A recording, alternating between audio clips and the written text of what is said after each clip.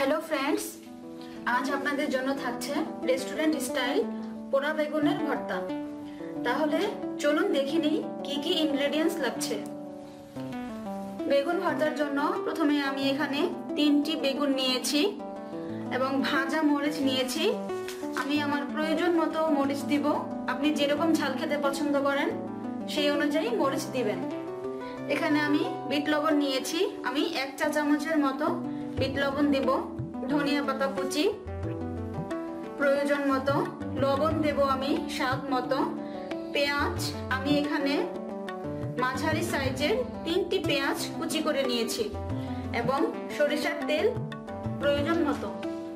তাহলে চলুন পরবর্তী পর্যায়ে যাওয়া যাক। প্রথমে আমি বেগুনগুলোকে খুব ভালো করে ধুয়ে নিয়েছি।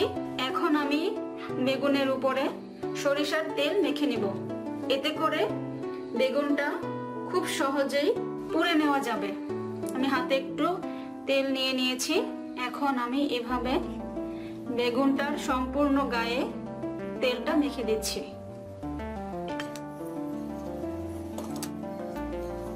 এভাবে তেল মেখে নিলে বেগুনের উপরে যে খোসাটা আছে সেটি খুব সহজেই উঠে আসে।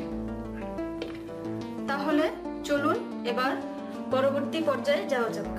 এখন আমি চুলাটাকে জ্বালিয়ে নিচ্ছি।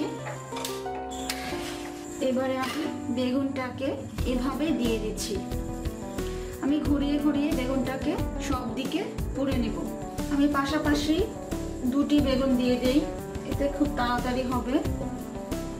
একটা পাশ পোড়া হয়ে গেছে। এখন আমি স্থান চেঞ্জ করে দিচ্ছি, অর্থাৎ পরের অংশটুকু পোড়ার জন্য দিয়ে দিচ্ছি। এবারে আমি বেগুনটাকে এভাবে উল্টে দিচ্ছি যাতে করে অপর পাশটাও খুব ভালো করে সেদ্ধ হয়। হয়ে গেছে বেগুন পোড়া।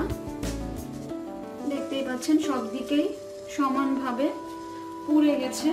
এখন আমি এই বেগুন 2টা তুলে তারপর বাকি বেগুনটা দিয়ে দেব। তো আমার বেগুনগুলো পোড়া হয়ে গেছে।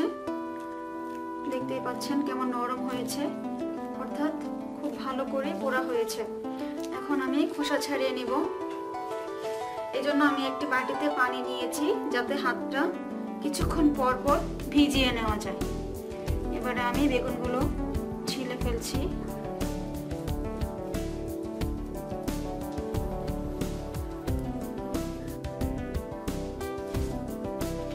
হয়ে গেছে বেগুনের খোসা ছাড়ানো।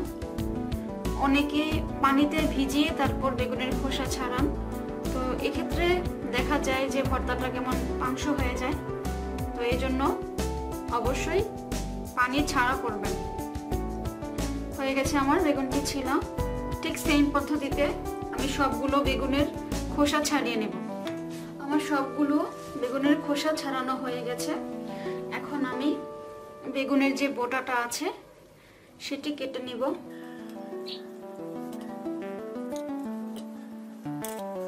বেগুন পোড়ার পরে যে অংশে পোকা থাকবে সেই অংশটা শক্ত হয়ে থাকবে।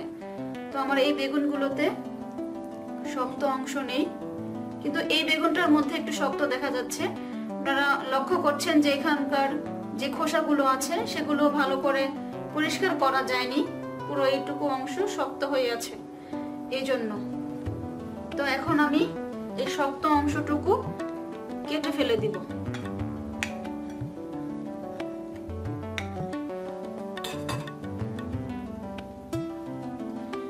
এবারে আমি ভর্তা তৈরি করব। জন্য আমি একটি মাঝারি সাইজের মিক্সিং বোল নিয়েছি। আরেকটি কথা, বেগুনগুলোকে এভাবে বড় আকারে না রেখে ছোট ছোট টুকরায় আমি কেটে নিচ্ছি।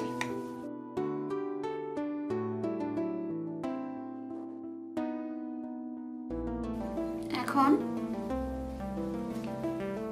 এই মিক্সিং বোলটাতে আমি প্রথমেই মরিচ নিয়ে নিচ্ছি। মরিচগুলোকে এভাবে হাত দিয়ে ভেঙে দিচ্ছি।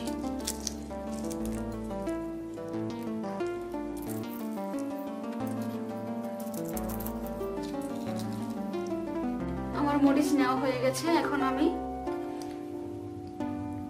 প্রয়োজন মতো লবণ দিয়ে দিচ্ছি। এবারে খুব ভালো করে মরিচগুলোকে গুঁড়ো করে নেব। হয়ে গেছে মাখা। এবারে আমি পেঁয়াজ কুচিগুলো দিয়ে দিচ্ছি।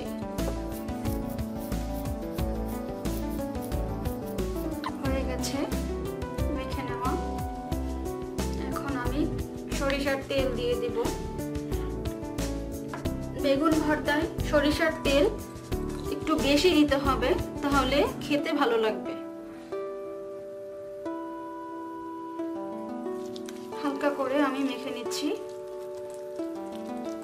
এই পর্যায়ে আমি বেগুনগুলো হাতে এভাবে চটকে তারপর দিয়ে দিচ্ছি। বেগুনগুলোকে টুকরো করে নেওয়াতে সুবিধা হয়েছে, অন্যথায় লম্বা লম্বা হয়ে থাকতো নুডলসের মতো, সব জায়গায় মশলা সমানভাবে প্রবেশ করতে পারতো না। এবারে আমি খুব ভালো করে এভাবে চটকে দিচ্ছি। এখন আমি বিট লবণ দিয়ে দেব। বিট লবণটা আমি 1 চা চামচের মতো দেব।